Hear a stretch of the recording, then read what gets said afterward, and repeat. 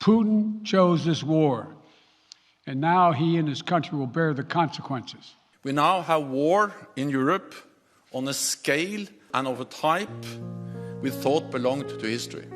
2 years following Vladimir Putin's invasion of Ukraine, the people of Europe's second largest country must be starting to feel like the gladiators who fought in a walled Colosseum to entertain the Romans. Only today, rather than awaiting a thumbs up or down from Emperor Commodus, their fate rests on signals from Donald Trump to his party's increasingly isolationist right. I've never seen the nursing home known as the United States Senate work harder than when it comes to spending the American people's money for foreign wars. Some 22 Republicans voted in favor of the bill to fund military aid to Ukraine and Israel. And its future with GOP members in the House isn't clear because Mr. Trump hasn't made his thinking on Ukraine's future clear.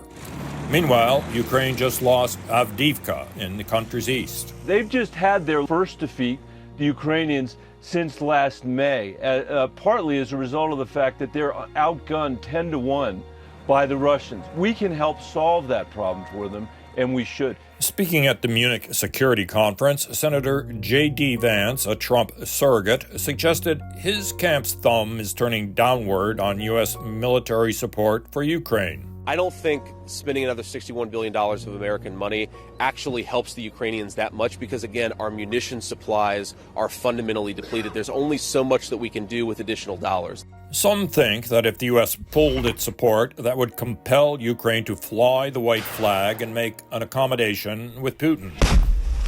I think they would rather drown in Europe's biggest bloodbath since World War II than submit.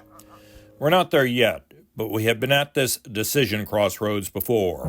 Americans want no more war. Most of all, they want no more participation in foreign wars. Foreign wars. Historical parallels are never perfect, but the Munich Agreement of 1938 is worth thinking about now. Mr. Putin's actions and justifications evoke Hitler's in the 1930s and the feelings many Western leaders held back then. I hate war. In 1936, Hitler's military entered the German Rhineland on the French-Belgian border, an act forbidden by the Treaty of Versailles. France and England did not object. Today, after 5 years of an even more terrible war, we are back on the Rhine. In 1938, Hitler annexed Austria, calling it an Anschluss, or political unification. Mr. Putin's 2014 invasion and annexation of the Crimean Peninsula in Ukraine was the start of a Russian Anschluss. This morning, I had another talk with the German Chancellor, Herr Hitler. And here is the paper which bears his name upon it as well as mine. In September 1938, with the Munich Agreement, British Prime Minister Neville Chamberlain, attempting to avert war, conceded that Hitler could occupy the German-speaking territories of Czechoslovakia in return for promising no further territorial expansions. Naivete led to the inevitable. Hitler was not content with Austria. At Munich, he had said his theory of race and blood demanded the incorporation of all German-speaking peoples into the Reich. There were those in England, France, and the United States who did not think this an unreasonable demand. Hitler called upon Czechoslovakia to surrender the Sudetenland, that part of Czechoslovakia heavily populated by Germans. Like Hitler in 1938, Mr. Putin has justified his invasion of eastern Ukraine in part on the basis of Russian speakers there, and he has made similar threats against Latvia on behalf of Russian-speaking minorities. But would Mr. Putin stop there? Hitler told his people he was content. He wanted no more territory. He guaranteed the integrity of the mutilated Czechoslovak Republic. Thereupon he paused to rest, and then marched into Prague. The Republic was destroyed. The democracies had lost a valuable ally. Mr. Trump has refused to debate GOP primary opponent Nikki Haley, arguing that he doesn't need to put his lead at risk.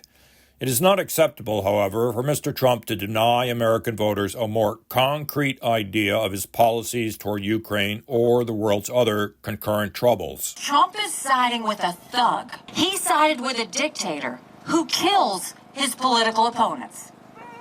He sided with a tyrant who's made no bones about wanting to destroy America. For starters, what did Mr. Trump mean when he said, "If I'm president, I will have that war settled in one day, 24 hours"? Does he mean Mr. Putin should be allowed to annex eastern Ukraine? Or would he cede Russian-speaking areas of the Baltics to Mr. Putin?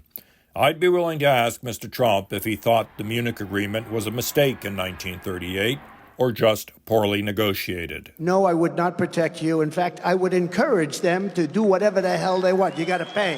You got to pay your bills. That comment at a rally in South Carolina earlier this month was considered a negotiating tactic to make Europe spend more on defense. But I'd like to hear Mr. Trump's thoughts on related issues about the United States' world role.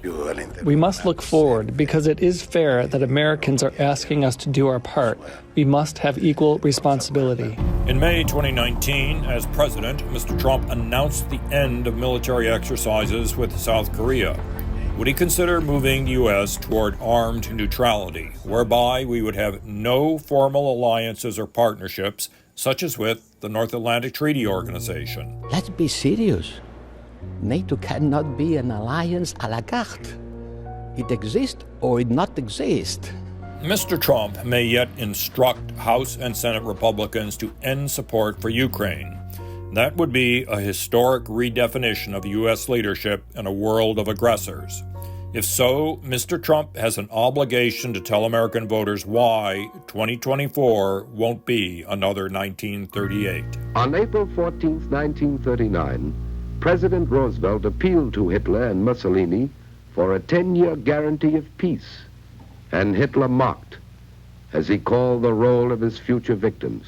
Litauen, Estland, Norwegen, Schweden, Dänemark, Niederlande, Belgien, Großbritannien, Irland, Frankreich, Portugal, Spanien, die Schweiz, Liechtenstein, Luxemburg, Polen, Ungarn, Rumänien, Jugoslawien.